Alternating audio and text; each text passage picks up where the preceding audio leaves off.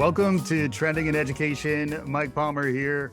One of my true joys as the host of this podcast is to welcome folks back for their third appearance where they qualify for a Trending in Ed refrigerator magnet. This is, in fact, one of those occasions we're going to be going deep on what's happening in workforce and a lot of the stuff that's happening at Working Nation. I'm joined today again by Jane Oates. Jane, welcome back to Trending in Education. Thank you, Michael. I can't wait for my magnet. I was hoping a little bit you would record this in your kitchen and there would be a refrigerator with an open spot on it in your backdrop, but maybe we'll handle that in post production. It's amazing to have you back. Can you catch our listeners up, maybe a short form version of who you are and what you do as it relates to the world of education? Sure. I'm a teacher, a policy person, been in government, public education, then government, and now at Working Nation. Previously as the president, now as senior policy advisor. Just so your listeners remember, Working Nation is a nonprofit media entity that is exclusively telling the stories of transition between work and education and work. So, hot button issues for us right now, we're really barreling down on a series called Breaking Barriers where we're doing videos in partnership with TV partners. And the first one we did was on hiring people with disabilities, Hmm. which we did with the public television station in Atlanta, WABE. And brag moment here, not for me, for the amazing production people at Working Nation. We won a regional Emmy for that. But more Nice. important, like that topic, people with disabilities in 2024 are employed at a higher level than they've ever been before. And Hmm. let's keep going up, let's keep them employed. We did one in Denver on older workers, another serious problem, a huge bias starting at about age 50. Whoever thought you Hmm. were an older worker at 50? But Hmm. we're hoping to really break some barriers with that, and then we'll do one early next year with a partner in Minneapolis on hiring people with a record, people who are justice involved. So we're trying to go Hmm. after in this series talent pools that have been historically ignored and Yeah. populations who have been pigeonholed and don't fit that pigeonhole at all, have lots of Yeah. ability and should be hired with greater intensity by employers across the country. And then is the audience then the employers mainly or the populace, folks who care about the future of work? But I imagine the actual handshake you want here is with the employer on the other side. How does that side work? Yeah, I think that's true. I mean, we certainly want to influence employers, but we also want to motivate people who may fit in one of those categories, whether they're disabled, whether they're an older worker, whether they're justice involved. Let them know that people have been successful. Let them know Mhm. the kinds of programs that have helped people like them get into positions. And maybe, we will highlight a program in a certain geography. You don't live there, you're not going to move there to take advantage of that program, but can you learn what the elements of that program are so that when you're Mhm. looking for a program in your own footprint, you know what to look for? So I think that's it. And then, of course, policymakers, all of these populations continue to need legislative assistance. People with Mhm. disabilities, they need to change the way Medicaid is given so that people can work more without losing their health insurance when they have a disability or a condition that requires, medical attention and fear. Like I can't Mhm. afford to be without that. Older workers, the same thing. Are there things that we have to do to make sure that people know it's against the law to discriminate by age? And with Right. people with records, I think moving people to let them get their driver's license in certain states with certain convictions. You can't get a driver's license. How do you get a job if you can't drive there? Or so many Right. jobs involve driving. Or this whole idea of expunging records. Some states are really progressive on that for certain crimes. The state of Maryland just literally expunged every low level drug offense, every user drug Mm. offense. That they didn't expunge anybody who was selling, but they Yeah. expunged users. That does a Mhm. huge benefit both to employers and seekers that they're no longer somebody with a record. Mm. Yeah. So it sounds like there's almost like systemic change that needs to happen. So you're trying to influence the people who can start to tweak some of the parts of the system to make it more friendly, open, accessible to these underserved populations that you're talking about. That makes a lot of sense. And, as an education trend spotting show, one element that comes up a lot is the technology and the technology space that perhaps can reach those learners. The groups you're describing there, they do need different affordances. They need different kind of assistive technologies, some maybe ways to think about their data differently, ways to kind of streamline and smooth out their pathways because there's a lot of resistance in the system. What are you noticing in that space? We ran into each other at, an ed tech conference Yeah. in New York a week ago. I'd love to get a little bit of your perspective on how technology can fit into the equation. Look, I think technology is going to be a game changer in every sector. And unfortunately, the slowest adopters to advances in technology have historically been education and therefore workforce development, right? These are Yeah. underfunded programs that really rely on government. In the case of Mhm. education, federal, state, and local government. In the case of workforce, again, mostly federal and state. But the last thing they want to do is put time and effort in new technologies. They're afraid to take a risk until something's proven. I mean, I think, you and I spoke about this a little bit. Education could be transformed by this. In terms of saving teach let's look at the basic stuff. Saving teachers time in the minutia of paperwork. That freeing them up to do what they do best, being creative and wonderful with their students and not worrying about, filling out grids and doing spreadsheets on different things. So I think that's one world. But, the problem with getting if you work for a corporation, the corporation can literally shut down one day and say everybody's doing professional development today. You Mhm. can't do Mhm. that in education. You have Right. teacher professional development days. You as a parent, of a school age kid know that. All of a sudden oh my God, Monday's a holiday, Wednesday we're off for teacher professional development. But the reality is, how do you get, veteran teachers to understand the technology, to be comfortable with it? Because they live in a world where they're not digital natives, most of them, and their students Mhm. are. So there's a Right. lot of fear about trying technology. I mean, look, back when I was teaching, I hated to use the projector because the film always got caught, right? And then you Right. worry about classroom management. But we really need to figure out a way to systemize ongoing professional development in using technology, whether it's for the administrative tasks I was just talking about, whether it's for personalizing education, whether it's for using, AR and VR.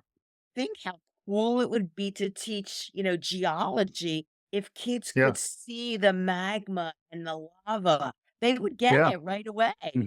Yeah. And it's interesting when on the other side, if you're thinking about workforce, the way workforces think about using emerging technology, it's like everyone has an R&D function or they're probably going to go out of business if they don't. I did a lot of that type of work for Kaplan where Right. what's emerging in the space, whatever is new and hot, at least kick the tires on it, play with it a little bit, and then figure out. I might have lost you, Jane. That is exactly why a 5th grade teacher doesn't wanna do technology, right? And in the world of workforce, you have these amazing people who work at the American Job Centers, the one-stops funded by WIOA, and they wanna help people, and they're gonna Mhm. do what they have to do in the way they know best how to do it, and that's not Yeah. usually with technology. Yeah. It's interesting too, where you're talking about different types of learners who need to upskill, but on the workforce side, all of us need to constantly upskill, especially with the advent of AI.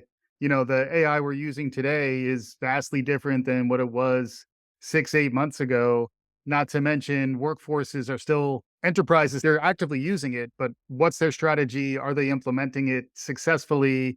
And then what are the implications around that in terms of training their workforce? So, like, we all need to be upskilling on this stuff. That's right. How do you stay on top of it? Do you have any recommendations in terms of, places to find AI literacy stuff or content that you're developing or other folks out there? How do you stay ahead of this stuff? Because I agree with you.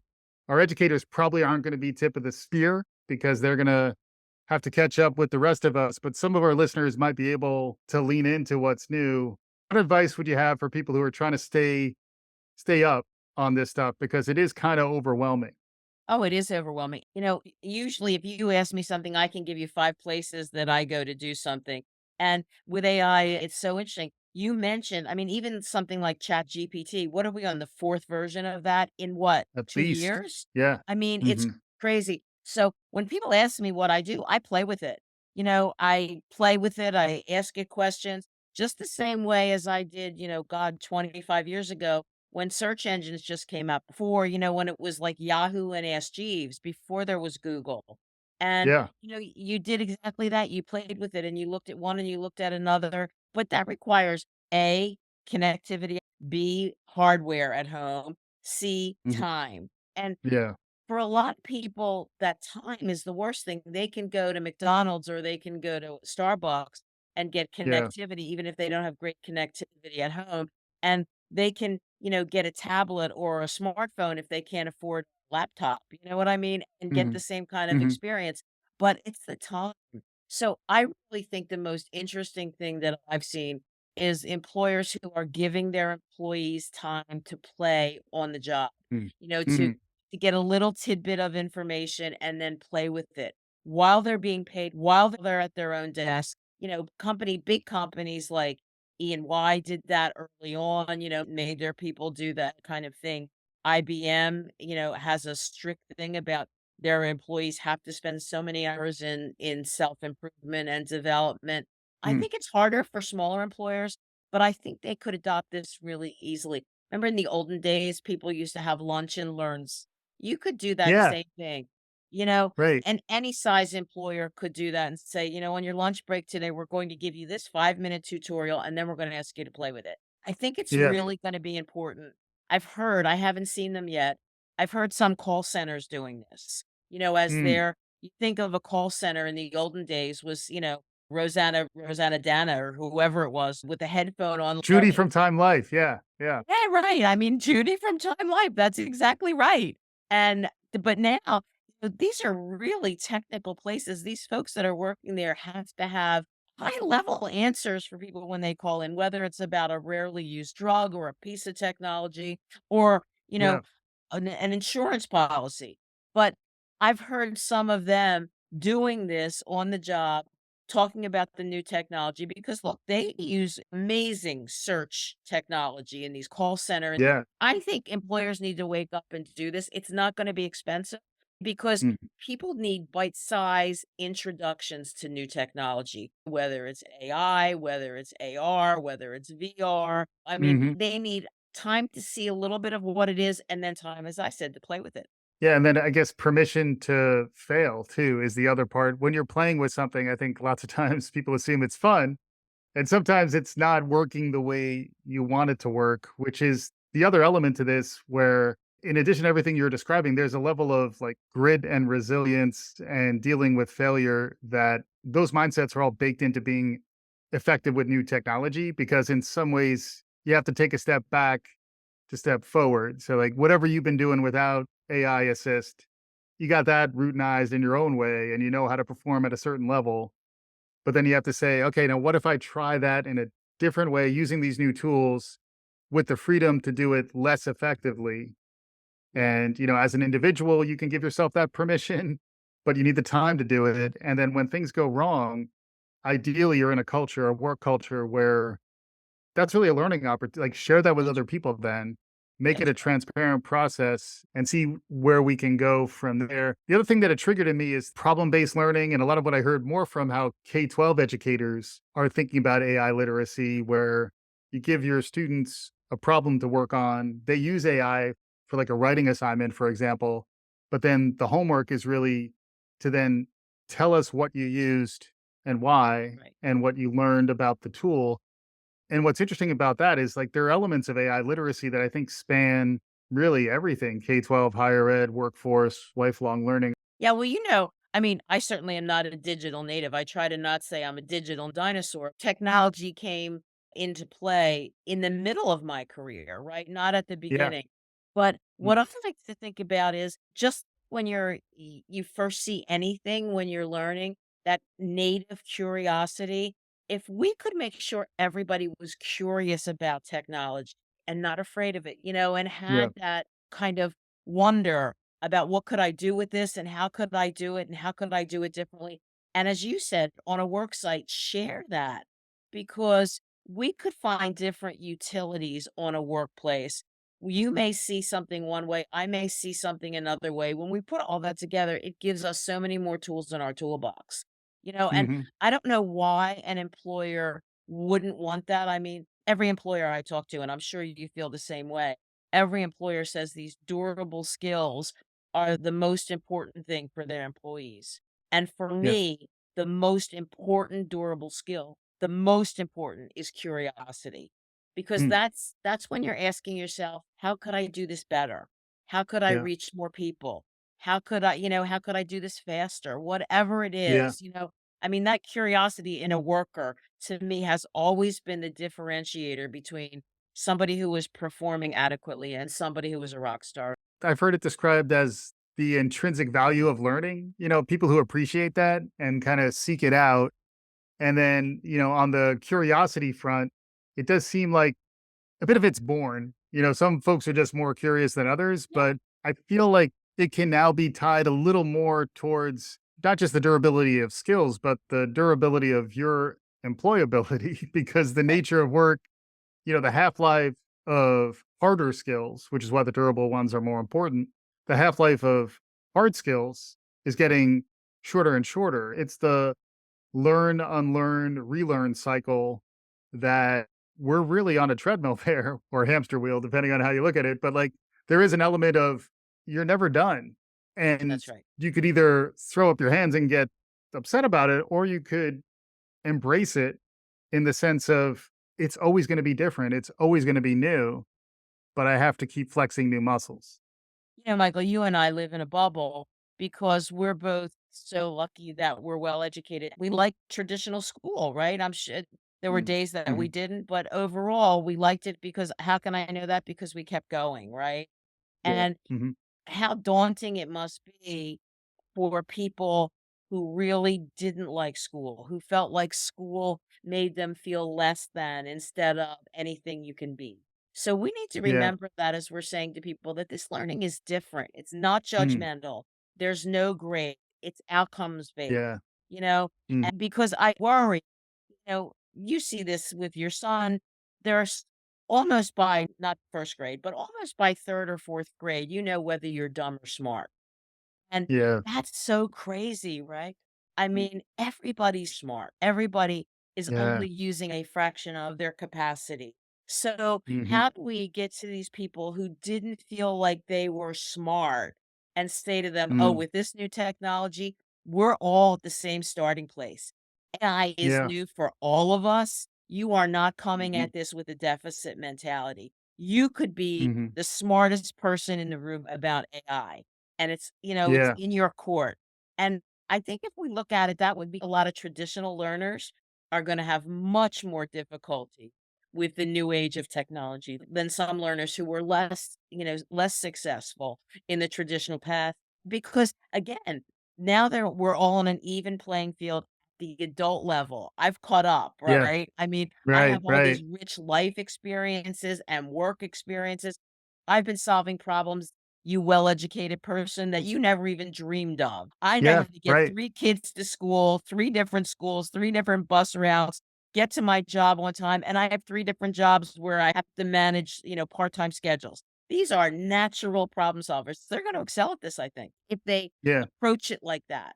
Mhm. It reminds me the other place where I'm hearing about the intersection between AI and skills is the actual articulation of implicit skills that people have, and that's where in the populations you're talking about, the other idea that it reminded me of is universal design for learning and some of the appeal really of diversity. This is the diversity is really a strength in that the unique profiles that you reach open up things for the general population once you start to build it into your plan. The example people give is curb cuts, where it's not just for the handy capable. We all can benefit from not having to walk over a curb as a parent. I've just gotten out of the stroller years, but Oh. there's plenty of reasons why we all benefit when we think about everyone in a more inclusive way. Are there any examples in your experience with the 3 populations you were outlining there Justice involved people with a diagnosed disability and older workers. There's great examples with all of them, right? People who have, let's say somebody's on the spectrum, people who are neurodiverse. They have learned how to navigate life as a dyslexic, as somebody who's on the autism spectrum. They've learned how to navigate life. Those lessons that they've learned are incredibly important in the workplace. And listen, I never understand. I mean, I know we needed a federal law with the Americans with Disabilities Act, and thank God we have that. But the reality is, if you were born with a disability, you're called disabled. If you're a CEO, God forbid, who becomes disabled, you're called the boss who needs an accommodation. I mean, we all, if we are given, the blessing of a long life, we are all going to need some accommodation. We're going to walk a Mhm. little less carefully or more carefully. We're going to see. I wear glasses now. So many Yep. people wear a hearing assisted device. I mean, we're going to need these kinds of adaptations. I used to laugh when I was in government that people that wanted a standing desk, they weren't disabled. They just realized that Yeah. ergonomically it wasn't smart to sit in the same position for 7 hours.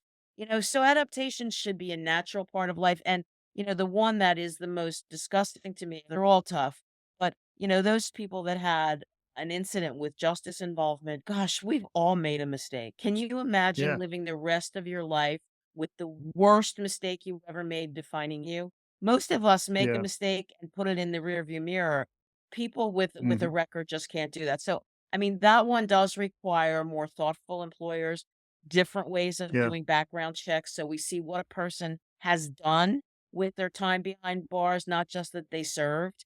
And finally, Hmm. the fact that we really need to continue to look at fresh policies for these populations and many others. And I love when you say DEI because, you say DEI in the time of the Fearless Fund, and people say, oh, can't do that, can't do just women, can't do just people of color, can't do, the fear factor comes in again. I think when we talk about DEI, we're talking, yes, about race and gender, absolutely, and age and ability, but we're also talking about diversity of thought.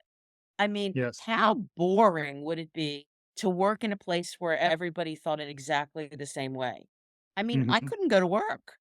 I wouldn't Right. even go to a cocktail party where everybody thought the same way. I mean, you have to go to a cocktail party where somebody likes the Yankees and somebody likes the Mets, or else there's Right. no fun.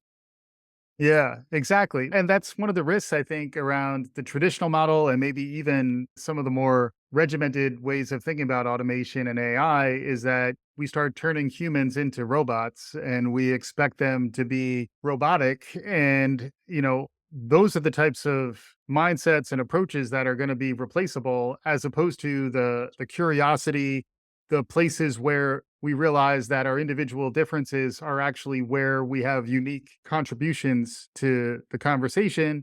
And then also that, we're all on these scales. I always like to think of it as a we're all on the spectrum. If it's a spectrum, Absolutely. there's a range of us. And then to your point, it's almost can you empathize with someone who is justice involved?